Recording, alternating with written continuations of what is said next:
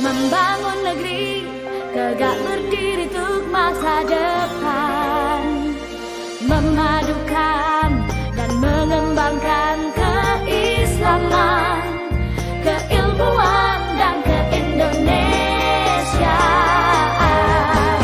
Serukan UIN, Sunan Kalijaga, unggul dan terkemuka.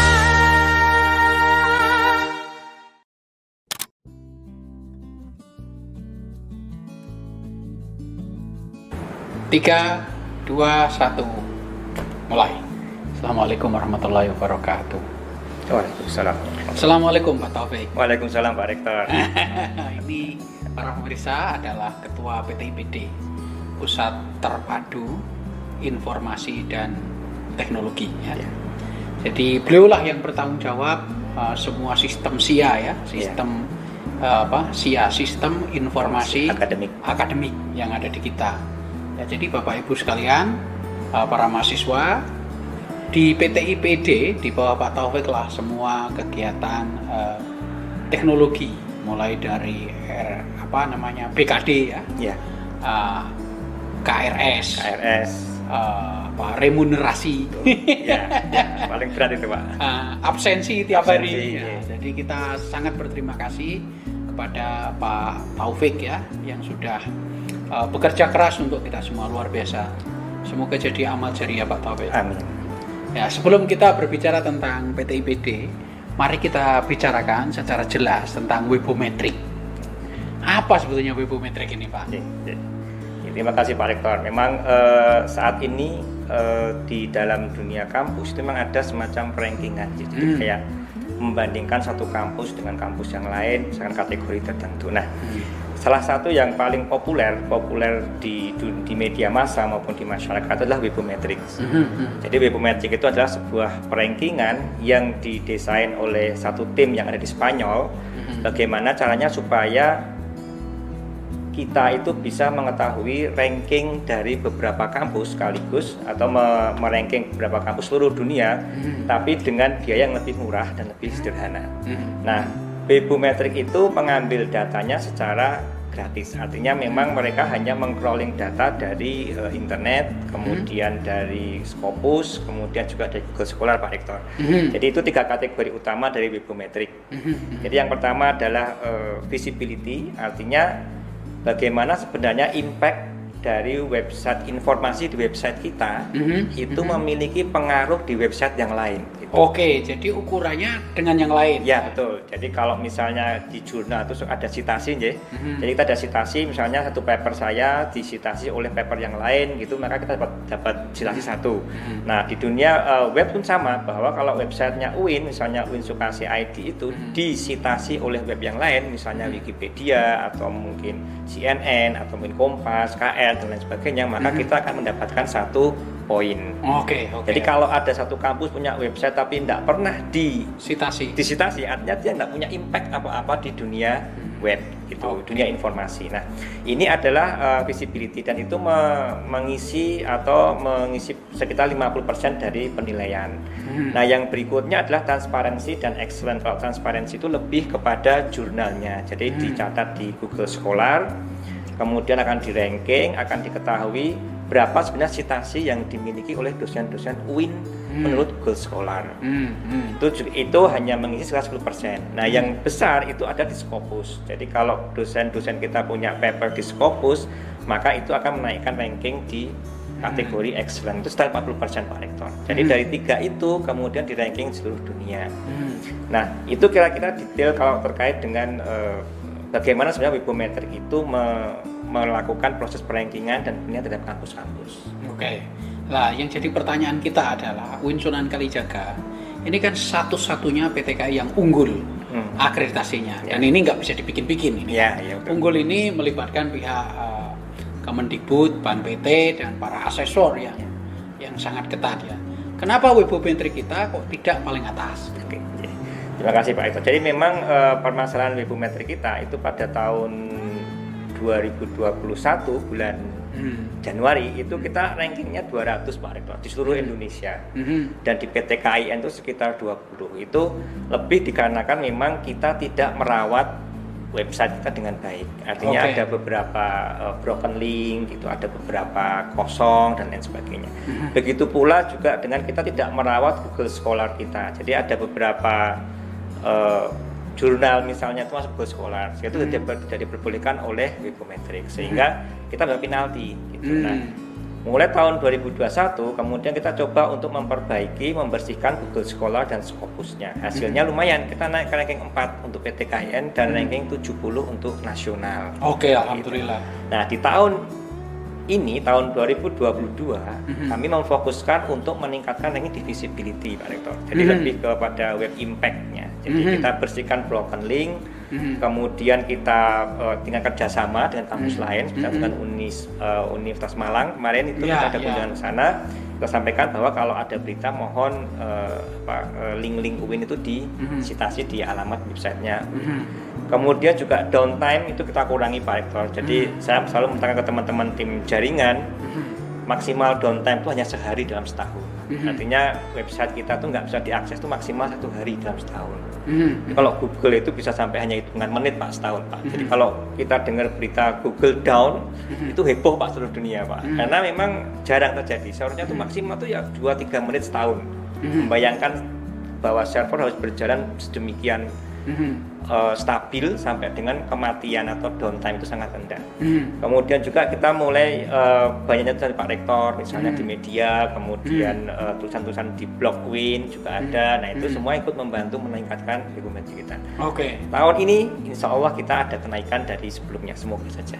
Kami sudah mengecek di Ahref dan juga Majestic. Jadi visibility itu, impact itu dihitung oleh situs namanya Ahref, Ahref dan Majestic. Itu dua SEO ya, Search Engine Optimization. Jadi dia itu meng-crawling seluruh data website di seluruh dunia, kemudian dia mencari yang ada link UIN sukanya itu mana saja. Itu dihitung sama si Ahref. Dan dia buat rankingnya di situ. Dan alhamdulillah kami sudah pantau, kita ada kenaikan ranking untuk visibility ini sudah dulu kita di ranking 13-14 PTKIN, sekarang sudah masuk ke ranking 4 dan ranking 7 untuk Majestic. Jadi ada kemungkinan kita akan ada kenaikan ranking untuk tahun ini, tahun bulan Juli nanti ya, Juli 2022. Semoga ya, kalau tidak ada masalah yang lain. Ya. Dan kita harus berbaik sangka juga. Ada beberapa kampus itu yang sangat kenceng, sehingga ya dari sisi ukuran, dari sisi akreditasi, dari sisi jurnal, mungkin kita agak lebih ke depan. Tetapi dari sisi Webometrics meninggalkan kita. Kira-kira ini apa yang menyebabkan kok dengan kampus yang lebih kecil dari kita kok kita ketinggalan? Begitu juga UGM, UI juga ketinggalan dibandingkan dengan kampus yang lebih kecil. Ini kira-kira apa sebabnya? Jadi sebenarnya masalah utamanya itu adalah bahwa untuk kategori transparansi dan juga kategori excellent itu memang agak sulit untuk dikelabui Pak Rektor.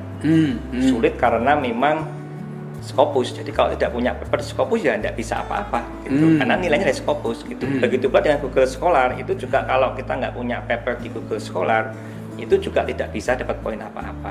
Tetapi di kategori yang visibility itu sangat memungkinkan untuk adanya permainan ya, artinya menaikkan impact itu dengan cara yang tidak natural. Kami ingatkan bukan salah ya, tidak natural. Artinya kalau natural itu ya memang ada biarkan saja. Kemudian ada informasi yang menarik ya di UIN Kalijaga, kemudian disitasi oleh seseorang yang nah itu natural namanya, natural ini sesuai dengan memang fungsinya adalah untuk menerima informasi dari website UIN. Tapi ada juga yang berusaha untuk menginflasi dengan menaikkan poin di situ dengan menambahkan link-link di luar website UIN secara tidak natural misalnya. Itu mungkin sangat bisa menaikkan. Dan kalau sini kawan-kawan sebenarnya tidak terlalu tertarik untuk melakukan itu. Jadi mereka membiarkan apa adanya. Dan kalau dilihat dari ranking Pak Rektor, di ranking Google Scholar kita bagus Pak, nasional itu masih 10 besar kita. 10 besar nasional. Ya, untuk semua perguruan tinggi. Ya. Wah, hebat sekali. Itu yang di bulan Juli tahun 2021. Karena kita sudah membersihkan yang Google Scholar-nya tadi dari Nah, kalau yang Scopus kita masih dalam batas ranking 4 atau 5 kalau nggak salah itu PTKIN. Nah, yang jelek yang di visibility ini. Nah, kita kan karena tidak bermain-main di situ, jadi ya memang kita belum ada kenaikan ranking di situ. Ya, selama puasa ini kan sampean tahu, saya tiap hari menulis di media. Betul, itu membantu enggak itu? Ya, itu membantu Pak Hector. Kalau Sudah misalnya ada linknya ke UIN belum itu di yang sampean tahu? kalau yang saya cek di beberapa website ada, tapi saya tidak yakin apakah untuk media massa cetak itu ada linknya atau tidak gitu. Oh, nah, gitu. mungkin nanti bisa koordinasi dengan Humas dari Pak Mahyudin untuk bisa mengkontakkan supaya ada link U-nya di situ, supaya bisa menaikkan metri kita. Oke, terima kasih. Ini para pemirsa juga ingin tahu ini kemajuan kita ya, kita syukurilah ya, kerja keras Pak Taufik dan tim ini luar biasa. Kira-kira bisa diringkas ini kemajuan kita selama masa Pak Taufik ini di PT IPD untuk kita semua. Oke. Untuk PT IPD memang tantangan terbesar pandemi Pak Rektor. Jadi sebelum pandemi itu hampir berarti PT IPD itu tidak banyak terlibat di acara-acara. Tapi selama pandemi hampir semua kegiatan hibrid atau mungkin daring dan lain sebagainya itu melibatkan PT IPD dari acara IPB BMM, kemudian acara-acara yang ada di multipurpose misalnya dan semuanya melibatkan PT IPD.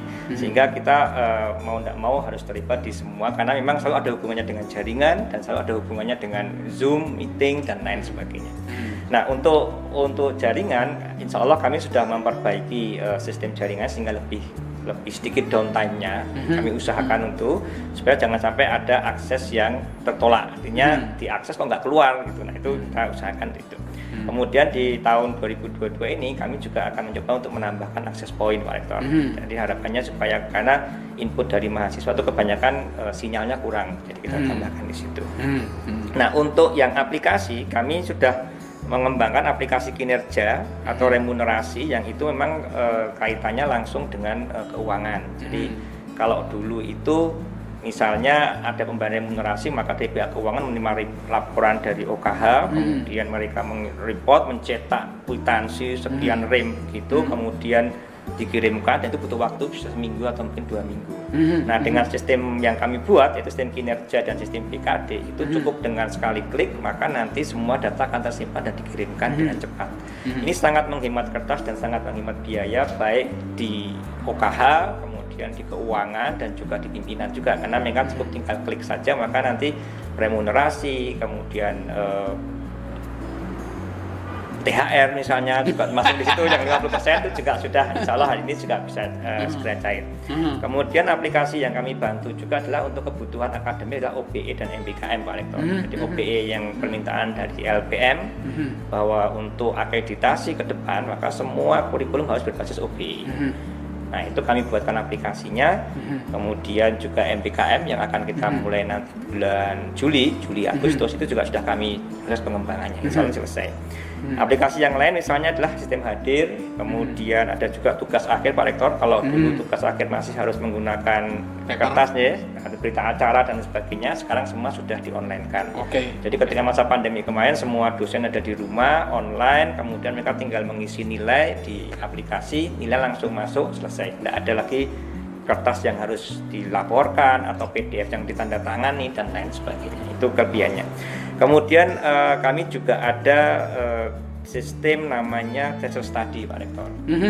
Jadi permintaan dari Pak WR3 pada waktu itu dan juga Cendi, kita perlu membuat aplikasi yang itu terpusat di universitas untuk pengelolaan Thesis Study. Ini sudah kami buatkan setahun yang lalu dan sudah dipergunakan selama 2 semester dan alhamdulillah prodi-prodi mulai nyaman menggunakannya dan data mulai masuk dan data yang ada di Thesis Study itu bisa kita gunakan langsung untuk ke LKPS akreditasi. Jadi prodi tidak perlu harus metani data dari alumni data Thesis Study, tapi dia langsung bisa lihat di sistem mutu langsung keluar datanya, mahasiswanya lulusannya berapa, kemudian bekerja di mana dan lain sebagainya sesuai dengan tabel yang diminta untuk kebutuhan LKPS. Itu kira-kira Pak itu sampai saat ini dari sejak tahun 2020 jadi sampai sekarang perbaikannya.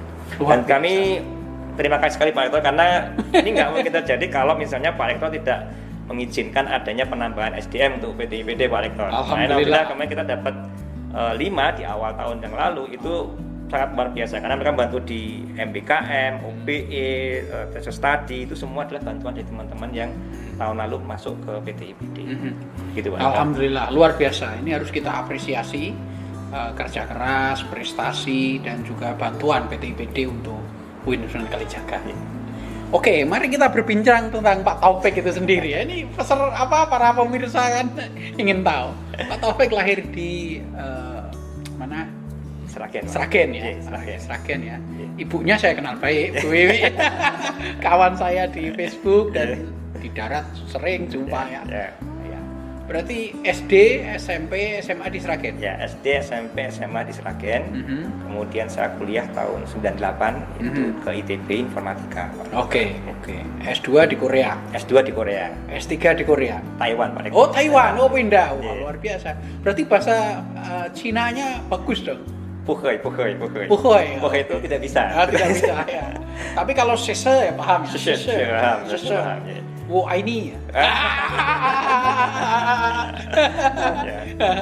Kalau di sana ada juga Woshangni bukan Wo ini ya. Mungkin lebih, saya kurang tahu juga sih. Yang tahu anak saya, kalau anak saya bisa. Oke. Saya Woshangni kayaknya itu seperti mungkin sayang mungkin ya, kalau ini mungkin cinta atau saya kurang tahu juga. Cuma kadang-kadang saya dengar dua kata itu.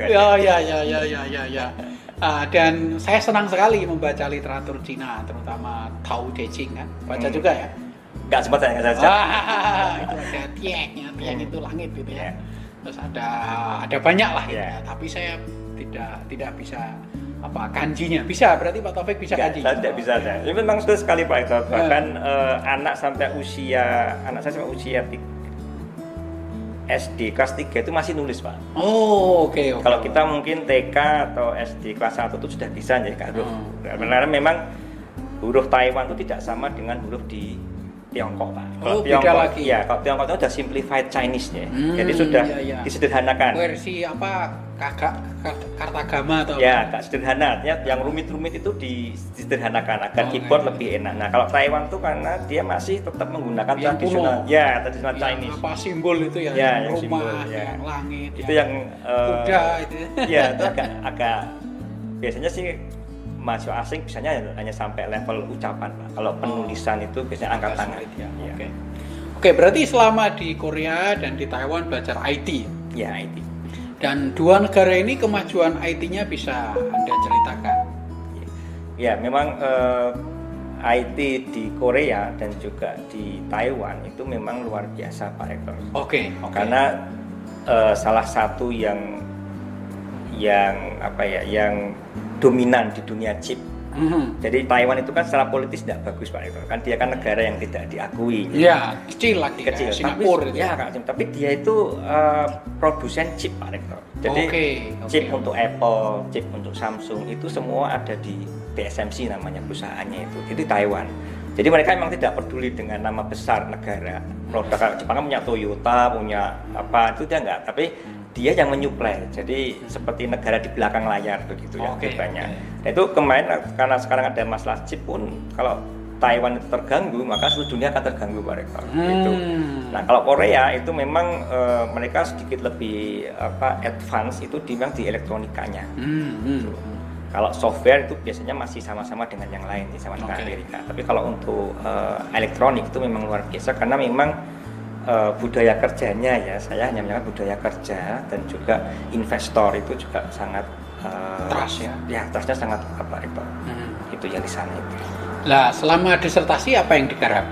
Kalau saya disertasi terkait dengan mobile sensor network, Pak Rektor. Jadi aplikasinya, misalnya aplikasinya adalah kita ingin mengetahui kondisi hutan misalnya. Kan kita nggak mungkin tiap hari ke hutan, biaya mahal. Kita juga nggak mungkin ngirim orang ke sana, atau kita memasang alat sensor di tengah hutan. Gitu. Kenapa? Karena kan baterai aja, HP aja mungkin butuh 2-3 hari dicas, Pak Rektor. Jadi kalau kita menggunakan mobile sensor network itu artinya sensor itu didesain untuk bisa bertahan di lapangan selama hitungan bulan atau tahun. Jadi protokol jaringannya harus yang simple misalnya, gitu. Atau ada duty cycle. Jadi kalau sekarang kan banyak alat yang kalau nggak ada on off-nya Pak Rektor ya. Timbangan misalnya nggak ada on off-nya. Kita tinggal berdiri, otomatis nyala, pergi. Nah itu kan dia kan sebenarnya punya semacam sleep mechanism-nya. Jadi mekanisme untuk tidur sendiri. Ketika nggak ada yang menaiki saya, maka saya tidur, hemat baterai. Atau lampu ketika kita lewat nyala. Ya, itu ada sensornya. Kalau dia nggak ada, maka dia mati. Misalnya pintu misalnya juga ada sensornya. Ya, pintu, terutama pintu. Cuman yang saya fokusnya yang di lapangan Pak Rektor. Jadi baterai itu menjadi concern penting di situ. Oke. Nah, ini balik lagi ke kampus. Kira-kira apa yang bisa kita kembangkan? Ya, Anda tentu sudah mengembangkan banyak hal tadi. Di masa mendatang ini apa yang bisa kita garap itu? Yang praktis tetapi accessible dan affordable ya. Bisa dilakukan dan terjangkau. Ya memang kalau kedepannya, kalau mengingat kampus baru Pak Rektor di Pajangan, itu mungkin perlu untuk didesain sebagai kampus yang lebih pervasif Pak Rektor. Pervasif itu begini, jadi seakan-akan kita tuh nggak punya komputer lagi Pak Rektor. Kalau hari ini kita masih klik-klik HP, klik HP dan sebagainya, atau buka laptop, itu nanti kedepannya nggak perlu lagi Pak Rektor. Nggak perlu lagi. Karena semua alat itu sudah komputer. Jadi kalau Pak Rektor datang masuk kelas tuh langsung tahu-tahu belajar keluar, semua. Ya nyala semua. Dan langsung sesuai dengan slide yang Pak Rektor mau lanjutkan misalnya, sesuai dengan jamnya dan seterusnya. Ini kayak di dunia surga ini. Jadi nanti bahkan Pak Rektor nggak perlu bawa laptop gitu, karena situasi memang sudah seperti itu. Itu namanya kalau kita konteks awareness Pak. Jadi bagaimana sistem itu sudah bisa memahami konteksnya Pak Rektor. Jadi Pak Rektor mau ngajar tuh tinggal datang, ketemu mahasiswa, terus layar tersiap, kemudian jaringan slide keluar, mahasiswa udah daftar hadir dah langsung masuk. Jadi nggak ada ceritanya ngisi daftar hadir dan lain sebagainya. Itu semua akan dikurangi, sehingga kita akan fokus kepada substansinya apa. Gitu. Nah ya kalau misalnya sudah seperti itu, namanya ya kita mengatakan itu pervasive computing. Jadi komputasi yang melekat lah istilahnya begitu. Jadi ini dunia impian ini. Ya nanti mungkin metaverse akan seperti itu juga Pak arah-arahnya. Metaverse sudah begitu ya. Jadi orang bilang 4.0, 5.0 itu telat juga ya. Ya. Kita kan biasanya lantas dengan istilah Pak Rektor. Jadi kita kadang nggak tahu bahwa mungkin orang lain di sana sudah lebih jauh melihatnya. Gitu. Dan seperti negara di Teluk ya, Uni Emirat Arab, Abu Dhabi, Qatar itu juga sudah sangat sadar akan hal itu ya. Betul. Ya mereka kan yang mau tidak mau memang kedepannya itu yang namanya mungkin sumber daya alam itu kan kalah dengan sumber daya informasi Pak Rektor. Alam ada waktunya untuk habis. Renewable, non-renewable. Ya, itu kan juga mungkin perlu untuk menyiapkan yang sumber daya informasi tadi Pak Rektor. Jadi dengan informasi kita bisa dapat apa? Gitu. Bukan lagi dengan minyak kita dapat apa, tapi informasi apa kita bisa peroleh apa? Itu kira-kira. Ini di Indonesia malah ada Twitter, ada Instagram malah berkelahi. Bukannya memudahkan tapi malah menyusahkan hati ya. Kalau di Taiwan tidak ada ya kelahi karena kalau di sana itu salah satu yang membuat sulit untuk berkelahi karena memang itu Pak Rektor ini kalau tidak salah nih saya pernah nyoba juga bahwa setiap kita ada akun itu kita daftar Pak Rektor. Diawasi negara jadi ya. Ada administrasinya. Ada kayak apa ya? Ya kita kayak misalnya kalau Pak Rektor punya Twitter yang centang biru kan menyatakan resmi ya. Nanti Pak Rektor lapor bahwa ini memang akun saya gitu. Jadi kayak akun abal-abal gitu tuh mungkin juga agak susah untuk itu yang centang biru Instagram. Ya. Instagram ada centang biru. Nah, yang mungkin seperti itu yang mungkin perlu kita tekankan bahwa bertanggung jawab. Ya, kita memasuki dunia maya itu bukan tanpa nama, ya, bukan tanpa identitas, tapi kita juga membawa identitas kita gitu. Terus pakai menghujat saya sendiri kan? Ya, akhirnya enggak bisa. Atau pakai nama orang lain misalnya pura-pura sebagai Pak Rektor terus ngomong apa yang jelek-jelek misalnya. Itu juga mungkin terjadi. Karena di sana saya waktu Taiwan tuh kalau mau daftar HP kan harus bawa paspor Pak Rektor. Kalau di sini kan kita bisa beli di pinggir jalan, dapat nomor kan langsung bisa nyepam orang kan bisa. Dan di sana pakai kartu keluarga satu bisa jadi HP banyak. Ya. Dulu ada legislasi ternyata juga di kopi-kopi juga bisa. Dan KTP-nya bisa juga diakal-akali ya. Apalagi Cina ya. Ya, Cina memang lebih jauh lagi ya. Ada pengawasan face recognition juga, dia ada di mana dan lain sebagainya. Kalau Taiwan mungkin belum sampai segitu menghargai privasi Pak Rektor. Privasi warga. Kalau di Korea? Di Korea tuh kebanyakan belum, tapi mereka CCTV di mana-mana memang iya. Oke. Dan tidak ada orang bertengkar kayak di kita ya. Nah itu juga ada yang unik Pak Rektor. Kalau bicara orang bertengkar itu kalau mukul, siapa yang mukul pertama dia akan dihukum Pak Rektor. Oh sama, Jadi di barat juga begitu. Di barat juga begitu ya. Iya, jadi kalau misalnya ada orang bertengkar, maka yang pertama kali adalah dia marah-marahan dulu. Tapi berhenti situ aja. Tapi bertengkar secara massal di medsos itu kayaknya juga nggak Ya, terdengar kayak, juga ya. ya. Saya Wah, jarang di kita dengar itu fenomena menarik itu. Ya. Bertengkar tetapi menjadi hiburan gitu ya. Orang menderita kita nikmati. Ya. Oke Pak Taufik, ini sudah sudah agak selang beberapa waktu dan kita mengucapkan terima kasih dan terima kasih juga luar biasa servisnya untuk kita para pemirsa ini Pak Taufik. Taufik Nur Zaman ya. Betul, ya. Yang harus kita ucapai terima kasih. Dan timnya luar biasa solidnya. Semua yang kita nikmati saat ini adalah usaha keras beliau yang meneruskan Bu Uyun ya. Dulu sebelumnya Bu Uyun. Terima kasih untuk dua-duanya. Pak Taufik sehat-sehat. Siap, Sebentar lagi Lebaran. Rumahnya kan dekat Sragen, nggak usah lewat tol nggak apa-apa. Kalau tolnya rame ya. Oke para pemirsa, mau Lebaran jangan lupa ya untuk jaga kesehatan. Assalamualaikum warahmatullahi wabarakatuh. Waalaikumsalam.